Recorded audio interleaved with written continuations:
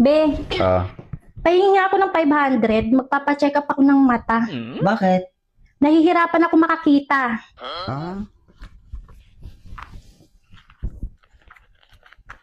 Oh, Oh, bakit 200 lang ito? ah, malinaw pa pala yung mata mo eh. Wala ka na magpa-check up.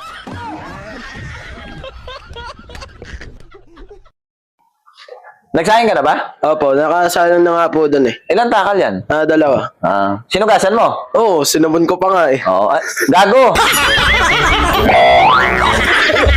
Ang unggo. De, nagkasundo na pala si Donald Trump tsaka yung minister ng Iran. Oo. Ano yun? Nag-usap para tigil gera. Kaya nga naaawa ako sa inyo eh. Sa akin, bakit? Imagine niyo, 3 buwan na kayo natutulog sa labas, di kayo iniimikan ni mami. Gago. Kuya, pag umamin ba ako sa'yo, matutuwa ka? Oo naman. Single pa naman ako. Kuya, di nga. Oo, umamin ka na. Utang nga 50.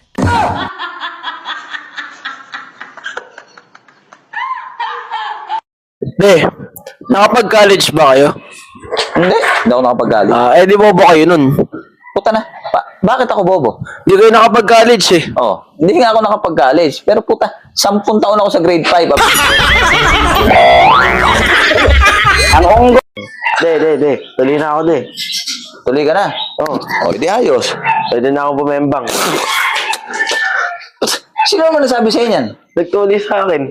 Tanda ko, bata-bata ako, bebebang ka na. Bakit? Kaya mo na bumuhay ng pamilya? Tigil-tigilan mo nga ako. Sino ba nagtuloy sa'yo?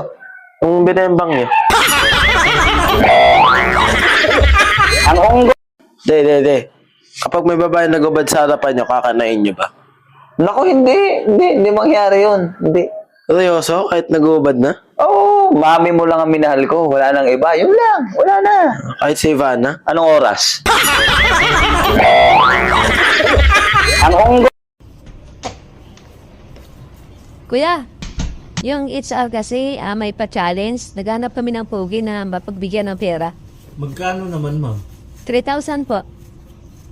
Tamang-tama po. Mapuputulan na po kasi ako ng kuryente. Kinapos sa budget. Ay, hindi po. Kung may kakilala ka.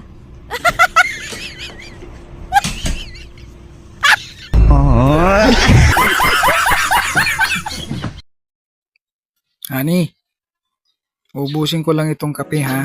Tapos after this, diretso na ako sa trabaho. Malilate na ako eh. Okay, ingat ka.